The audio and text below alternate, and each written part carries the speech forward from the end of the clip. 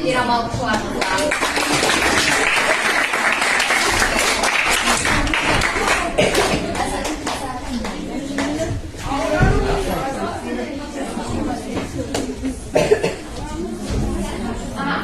Buyur Burak. Əvvəlcə sinirsən, 3 səfər çəksən. Həmin 3 səfər gördüyünüz alma, armud və nar seçsələr. Mən isə göz bağlı şəkildə heç kimin olmadığı qaranlıq bir yeri gedirsən. Və öz yediyim sihirli əməllərlə kimin hansı meyvə tapdığını biləcəm. Bu işdə mənə Həsən kömək edəcək. Bunun üçün də bizə 3 səfər seçmək istəyirəm. Və istəyirəm ki, həmin 3 səfəri səbrəmə seçin. Yox, sən də məni seçin. Hüseyin müəllim. Biri Hüseyin müəllim. Hüseyin müəllim, Vasif müəllim və istəyirəm. O meyvələrdən müəllimlərdən. Aha, evet. Biri də valideynlərdən seçər. Valideynlərdən seçər. Aha. Yox, bir de seçməmiş Murad gedəcək artıya, Murad görməyəcək. Beş gün deməsin Murada, kim nəyi seçir. Ama eşit daha.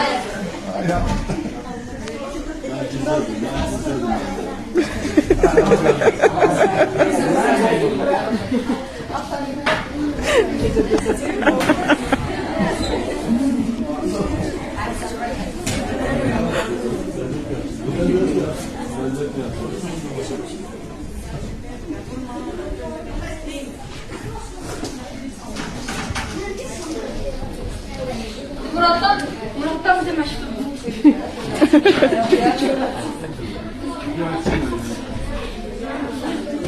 Yürü meşgulda ne değil Murat?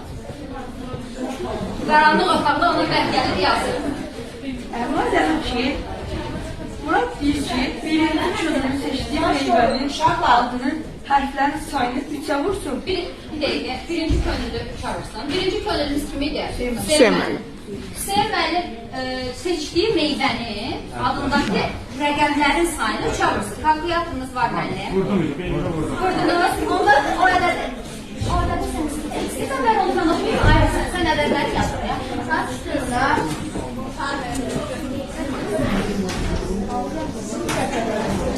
Uşaqlar sakin. 6B sakit arkadaş. İndi onu sakitçe sizə sənə deyil yazsın oradan. O çabranda neçə eləyib onu yazsın.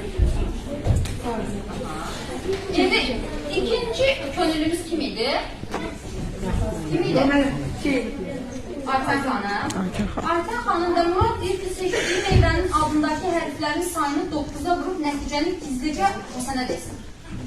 9'a vurasa 27. Aha. Bəs üçüncü könüllü kim idi? Vasif. Vasif müəllim. Siz də zəhmət olmasa seçdiyiniz meyvənin adındakı hərflərin sayını 10'a vurub gizlicə sənə deyin. Adındakı hərflərin sayını. 50.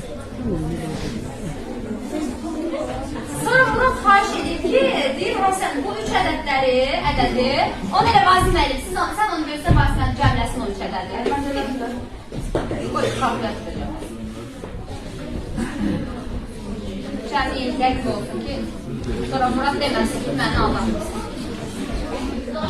Hə, indi bir o ədədi istəyir bizdən ki, məktubda yazmış o ədədi bir mənə deyin.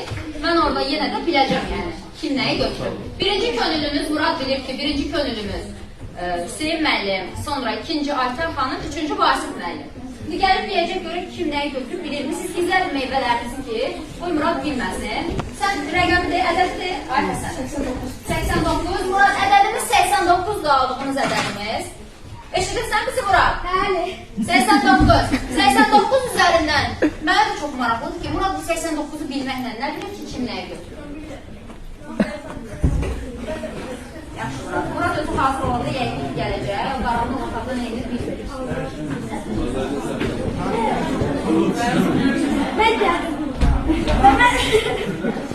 Mən demirəm ki, birinci könüllümüz Hüseyin müəllim seçib almalı, ikinci könüllümü isə Ayten xanım isə Düzdür.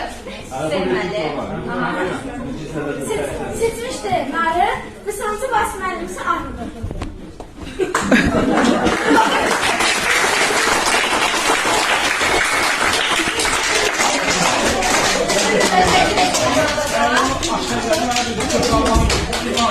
Sizə qala bilər meyvələr. Meyvələr sizə qala bilər. Aha, bizim cəmi belə bu sahədə hələ ki bir istedadlı